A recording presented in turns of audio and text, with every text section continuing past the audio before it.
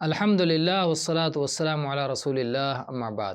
زید پتر خالد جوہنی رضی اللہ عنہ سے ورنت ہے، انہوں نے کہا کہ میں اللہ کے سندیشٹا محمد صلی اللہ علیہ وسلم کی صلاۃ کو خوب دھیان سے دیکھوں گا۔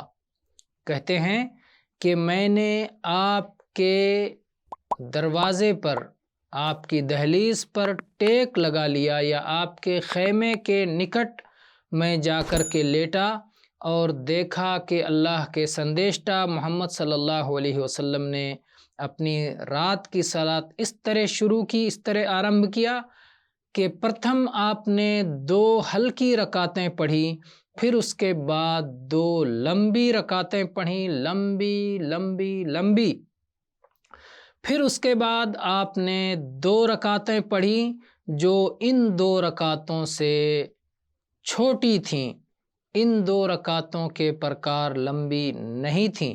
پھر اس کے بعد آپ نے 2 رکعتیں اور پڑھیں جو بعد والی 2 رکعتوں سے، جو ان 2 رکعتوں سے پہلی آپ نے پڑھی تھی اس سے کم تھیں، اس سے چھوٹی تھیں۔ پھر اس کے بعد میں آپ نے 2 رکعتیں اور پڑھیں، وہ اپنے سے پہلے والی 2 رکعتوں سے چھوٹی تھیں۔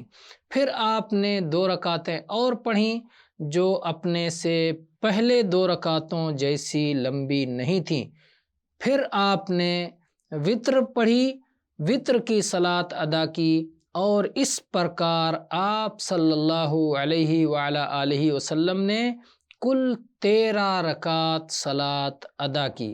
اس حدیث کا الیکھ امام مسلم رحمہ اللہ نے کتاب الصلاۃ میں کیا ہے، امام ابو داؤد، امام ابن ماجہ، امام مالک نے بھی موطا میں اس کا الیکھ کیا ہے۔ والحمد للہ رب العالمین۔